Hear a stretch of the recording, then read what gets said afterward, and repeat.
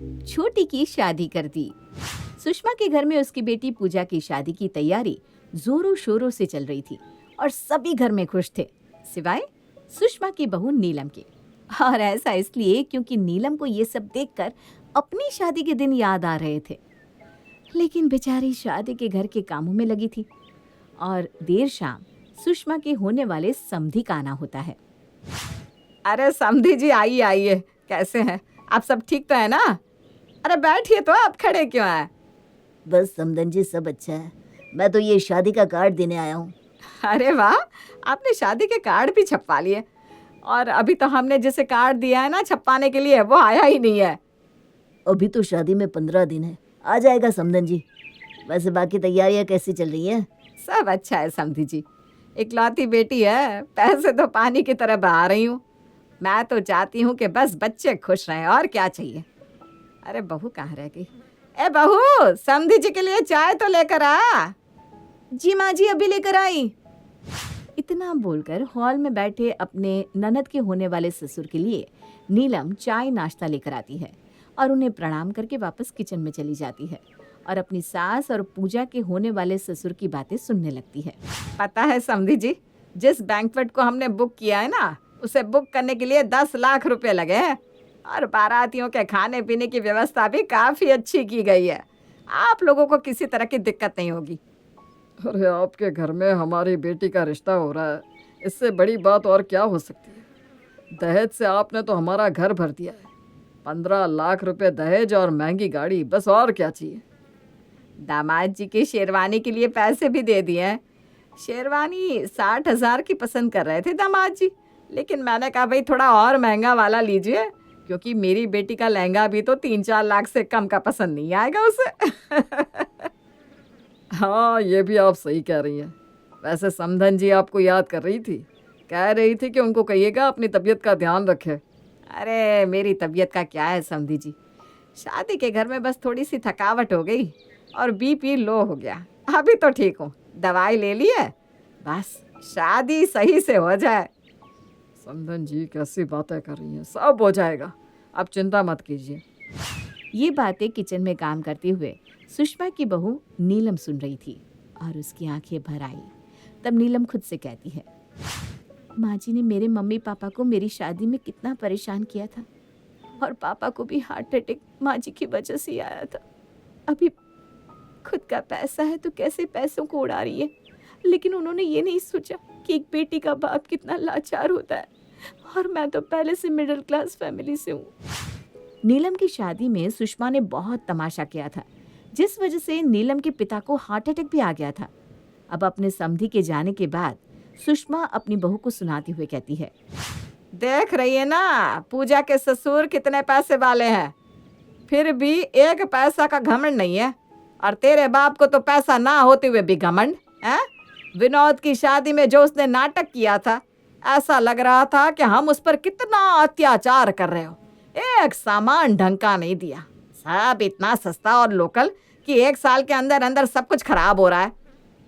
माँ जी आप कैसी बातें कर रही हैं? आप सोच भी रही हैं कि आप क्या बोल रही हैं?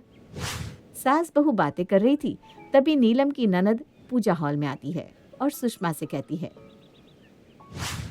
माँ सुनो ना, मैंने पार्लर बुक किया है, 50,000 मांग रही थी। मैंने कहा खुशी खुशी से ले लो, लेकिन मेकअप ऐसा होना चाहिए कि बस दिल खुश हो जाए। माँ जी मुझे भी मेकअप करवाना है ननद जी की शादी में। अरे सही किया तूने पार्लर बुक करके। अरे ये नीलम के लिए कोई सस्ता सा पार्लर बता दे बेटा। माँ इन्हें मेकअप करके आने की क्या ज़रूरत है? जब ये घर का काम करेंगी, इन्हें मेकअप करवाने की फुर्सत कहाँ से मिलेगी? हाँ बहू, क्या तो पूजा ठीक रही है, तुझे फुर्सत कहाँ मिलेगी मेकअप कराने की? तू बस नई सी साड़ी पहनकर शादी में शामिल हो जाइयो। हाँ भाभी, कोई अच्छी सी साड़ी पहन लेना, वरना आप तो नौकरानी ही लगने वाली हो मेरे ससुराल वालों के सामने। क्यों माँ? इतना बोलकर दोनों माँ बेटी जोर जोर से हंसने लगते हैं। तभी सुषमा की पड़ोसन विमला आती है। आती ही सुषमा से कहती है, क्या बात है, दोनों माँ बेटी इतना ठहाका लगा कर हंस रही हो? अरे किसे कह रही है तू? तू मेरी पड़ोसन होकर मेरी बुराई कर रही है, वो भी मेरे घर आकर। अरे अब मजाक भी नहीं कर सकती क्या? ए बहू, जा तो 1 कप चाय बना कर ला। वैसे शादी की तैयारी कैसे चल रही है? अरे सब अच्छा है, अभी तो बहुत काम है, बस रोज रोज शॉपिंग चल रहा है। और फिर भी ना सामान की इतनी लंबी लिस्ट है, हर दिन ये लाना है वो लाना है। ब्याह शादी का घर तो ऐसा ही होता है, कुछ ना कुछ लाते रहो, फिर भी कुछ ना कुछ छूट ही जाता है। और हाँ, शादी का कार्ड आने दे, साथ में मोहल्ले में बांटने जाएंगे। कांता को बताना भी तो है, करोड़पति घर में बेटी की शादी कर रही हूँ मैं। अरे क्यों नहीं क्यों नहीं, उस कांता को तो जरूर बताएंगे हम। नीलम को उसकी सास नौकरानी से भी ज्यादा गिरा हुआ समझती थी। नीलम पूरे घर का काम करने के बाद भी अपनी सास और ननद के ताने सुनती रहती, और शादी वाले घर में तो वो बहुत ही ज्यादा इमोशनल थी, लेकिन उसकी तरफ किसी का ध्यान ही नहीं था। अगले दिन सुषमा ढेर सारे कपड़े लेकर आती है। पूजा, तेरे लिए तो तेरे ससुराल से लहंगा आएगा, लेकिन ये सारी औरतों को देने के लिए है जो मेहमान के तौर पर घर आएंगी। हाँ माँ, ये सस्ती साड़ी उनके लिए सही है। वैसे भी कौन सा कोई आपको अच्छी साड़ियाँ देता है। माँ जी, आप मेरे लिए क्या लेकर आई हैं? मुझे भी लहंगा पहनना है। मैंने ऑनलाइन लहंगा देखा था, बड़ा ही प्यारा था। ऑनलाइन लहंगा देखा था, पर आप ले नहीं सकती, क्योंकि आपके लिए भी माँ सस्ती सी अच्छी सी साड़ी लेकर आई है। अरे दे दो ना माँ। लेकिन मेरे पास तो ढेर सारी साड़ी है, मैं उन्हीं में से कोई पहन लूँगी। मुझे भी लहंगा चाहिए, आखिर मैं भी तो दुल्हन की भाभी हूँ। नहीं जी नहीं, बिल्कुल नहीं। मेरी भाभी कहलाने लायक आप में कोई गुण नहीं है, रहने दीजिए आप तो। माँ जी, ये आप सही नहीं कर रही है। मुझे इस बात का बहुत दुख है कि मैं इस घर की बहू हूँ, लेकिन मुझे बहू जैसा दर्जा ही नहीं मिलता। कभी तेरे बाप ने तुझे बेटी जैसा दर्जा दिया है जो मैं तुझे अपनी बहू मान लूं? ये सुनकर नीलम की आंखें भर आती है। वो किचन में जाकर रोते हुए खुद से कहती है, गरीब होना कितना पाप है ना। गरीब लोगों की इज्जत ही नहीं होती, और अमीरों को हर कोई पूछता है। धीरे धीरे शादी का दिन नजदीक आ रहा था, और सुषमा के घर में शादी की तैयारी जोरों पर थी। हर दिन सुषमा और पूजा सामान लेने जाया करते, लेकिन नीलम बेचारी घर में काम करके अपनी सास और ननद का इंतजार करती, और जब वो दोनों आते तो नीलम को कुछ भी नहीं दिखाते ना बताते, और चाय नाश्ता बनवाकर खाकर आराम करते। माँ, कल नीलम को लेकर मुझे बाजार जाना है, तो आप लोग खुद ही बाजार चले जाइएगा। अरे उसको लेकर कहाँ जाएगा, उसके लिए कपड़े लाकर मैंने रख दिए है। हाँ भैया, भाभी को लेकर कहीं जाने की जरूरत नहीं है। वो क्या है ना, अभी हमारी आधी शॉपिंग भी पूरी नहीं हुई। आप लोग सिर्फ अपने बारे में सोच रहे हो, क्या वो इस घर का हिस्सा नहीं है? अगर नहीं है तो मुझे ये भी बता दीजिए। आप माँ जी और ननद जी से क्यों बहस कर रहे हैं? मुझे कहीं नहीं जाना, और मुझे कुछ चाहिए भी नहीं। अब करेगी ये सती सावित्री बनने का नाटक? अरे बहू, कितना नीचा गिरेगी तू, और चाहती क्या है, हैं? हम तुझे मारते हैं, पीटते हैं, खाने को नहीं देते, या फिर तुझे कपड़े नहीं दे रहे? आखिर तूने विनोद के कान क्यों भर दिए? नीलम ने मेरे कोई कान नहीं भरे। मुझे दिखता नहीं है क्या आप दोनों उसके साथ कैसा व्यवहार कर रहे हो? शादी के घर में विनोद अपनी माँ और बहन से खूब लड़ता है, क्योंकि वो दोनों नीलम को हर बात पर ताना दे रहे थे, और उसके लिए अब तक कुछ भी नहीं आया था। वहीं नीलम को अपने पति का सपोर्ट पाकर अच्छा लगता है, लेकिन सुषमा अंदर ही अंदर जल रही थी, और वो नीलम को विनोद के जाने के बाद खूब खरी खोटी भी सुनाती है।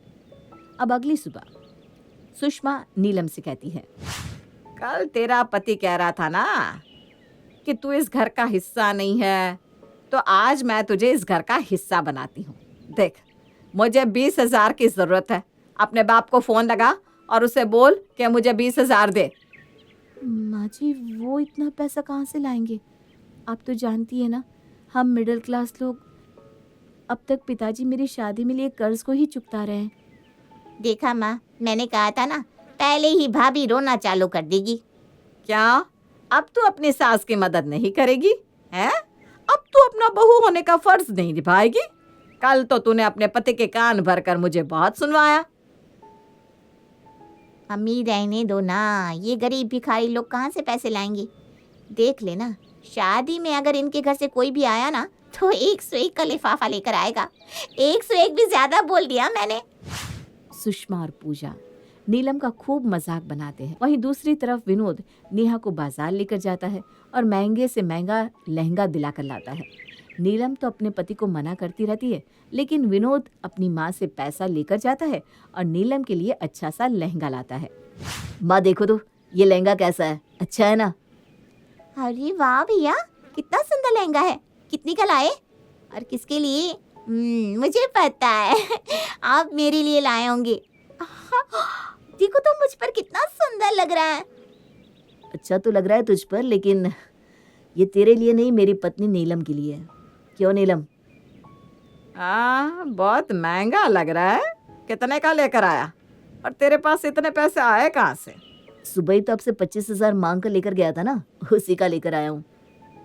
लेकिन भैया आपने तो कहा था कि वो आप हलवाई को देने जा रहे हैं, फिर अपनी भाभी के लिए इतना महंगा लहंगा खरीद लिया, और वो भी काम के पैसों से। तू 2-4 महीने पहले से अपनी शादी में सामान खरीद खरीद कर पैसे उड़ा रही है। तब तो किसी ने नहीं बोला कि इतने पैसे क्यों उड़ा रही है। और मैं अपनी पत्नी के लिए एक लहंगा क्या खरीद कर लाया? तुम माँ बेटी को इतना बुरा लग रहा है? सच सच बता, खाने में क्या मिलाकर खिलाया है तुझे इसने, जो इसके गुणगान गाए जा रहा है? विनोद अपने कमरे में चला जाता है। विनोद के जाने के बाद फिर से सुषमा और पूजा दोनों ही नीलम को खूब सुनाते हैं, क्योंकि दोनों ही आदत से मजबूर थे।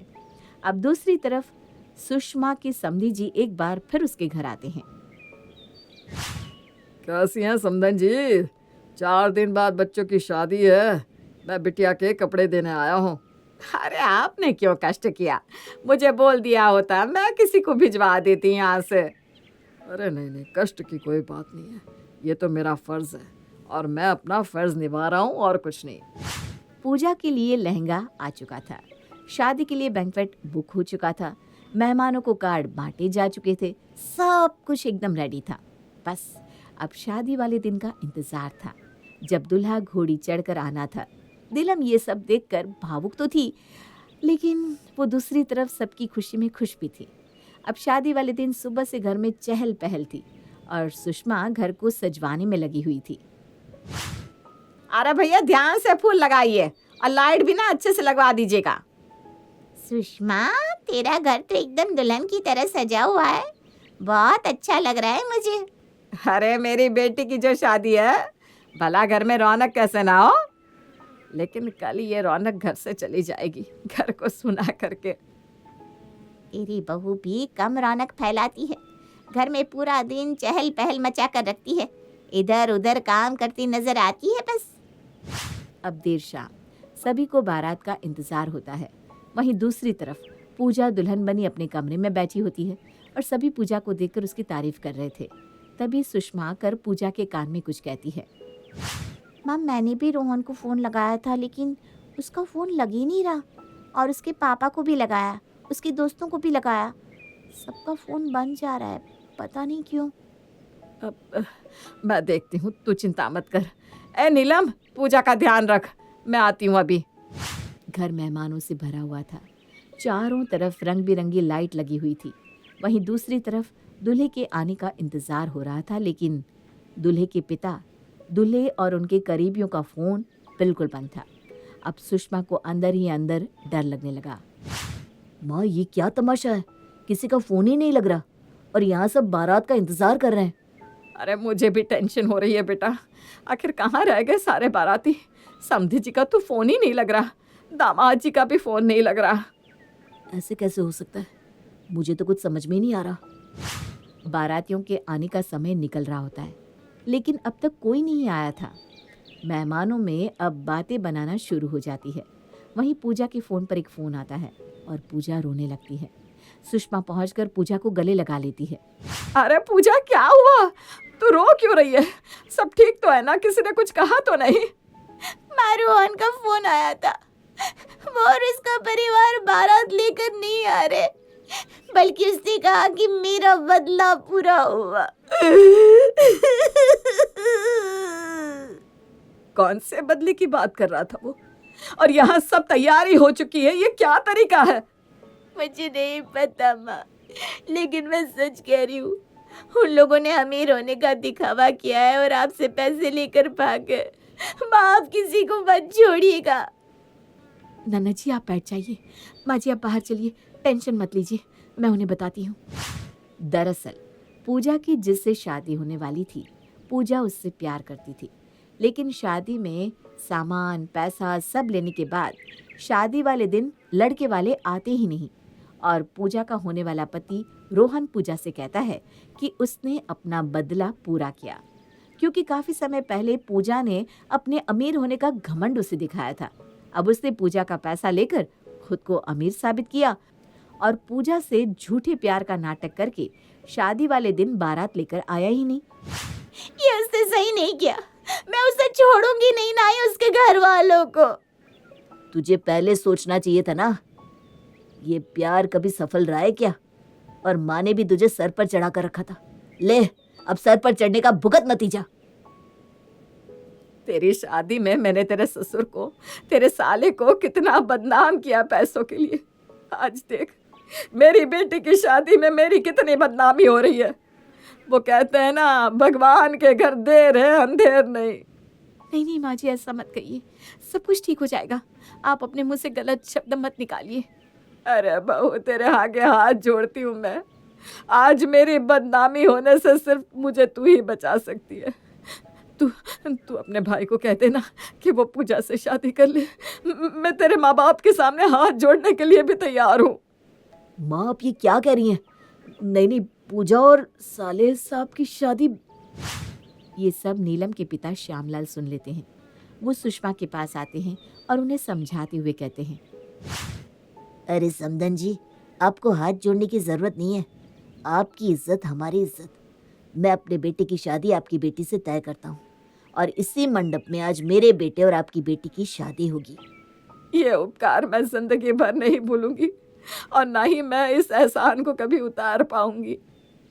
जिस तरह मेरी बेटी आपके घर बेटी बनकर रह रही है, इसी तरह आपकी बेटी भी हमारे घर बेटी बनकर रहेगी।